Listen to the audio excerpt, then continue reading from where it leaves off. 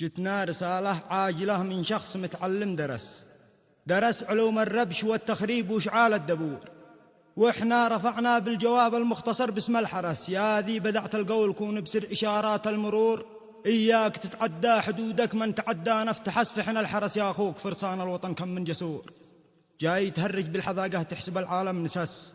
قصدك إذا ضحكتهم قالوا على ما في الصدور، ما تدري إنهم عارفين مغزاك ولن هرجك همس، ويعرفوا إني أوامر سيدك ذي لك يشور. سيدك حمد قال لك تهرج لجل يأتوا للقفص، هذه طريقه مقنعه تلعب على عقل النمور.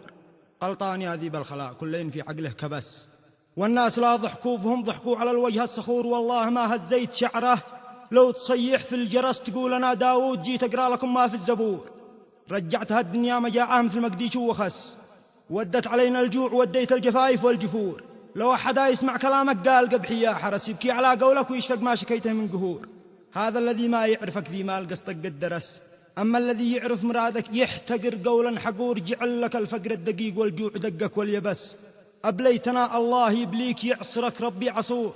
أدت علينا الجوع وإحنا في أمان الله نرس، جبت المرض وبليتنا بالشح والدنيا سبور. صح أن اللي راتب ضعيف حسب الخزاين والدسس، يصرف بقدر الدخل ذي تجنيه أرضي من ثمور.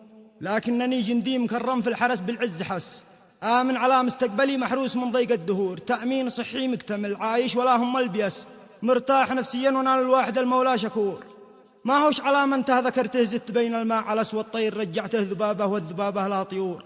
مثلك لمس بالجرح ذي في جلدنا بيده وعس، مثل لنا دكتور ناجح في الجراحة برفسور. يشتي يعالج جرحنا خلى العظم زاد الدحس، والجرح ذي في الجلد خلاها الطبيب عدة كسور. وانه تبين بيطري وصاه مغرض للقفص، حاول يمنجنا بعذر الجرح يفعل له جبور. غلطان يا شاعر ذكي ما بات ودينا التعس، وين انت منا وين ضيق النهر لا وسع البحور. والله ما أثرت فينا لو يبسلك فك ونس، ولو تصح لا ما تسمع كل من بت في القبور. عد معانا عقل نعرف بالكبائر والفساس، ما بان نفضل قمة الشجرة على تحت الجذور. ما بان نصدق هرج شاعر قد لسانه كالمقص، يستخدموها المشترك مثل السلاح الأنفور. سلاح يقنص بحميد من يرتفع فوقه قنص، بالذات في قلبه هدف يقضي على صقر الصقور. الصقر ذي يشتلي من يخلى من الناس الهوس، قانون يتطبق على كل الأناثي والذكور. قلت إن رئيسنا علي لا هو تعلم أو درس ولا عمل حاجة، هو قد نص اليمن عميان ودور. كيف ما تعلم شي وعقله بحر بالعلم اكترس، خلى السياسة ترتعب منه ويأتيها الذعور. كيفه وحسني لا ذكر عمك علي زاد وتعس، يقول ذا الحين يا علي أيقنت إن العلم نور.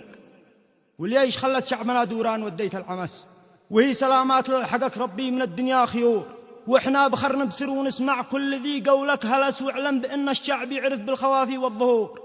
كيف تنكر المعروف ذي قدم علي من يوم رأس، والفرق واضح من شتاء لا صيف مشرق بالزهور. صورتكم يا مشترك بامثالكم مثل البساس، كل الجمايل تخلفه يوم القيامة بالنكور.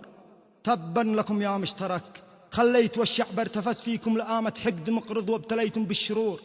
في قلبكم أقبح مرض وانهش بكم ضيق النفس، من أجل تشتو تحكموا خليتوا الدنيا تفور.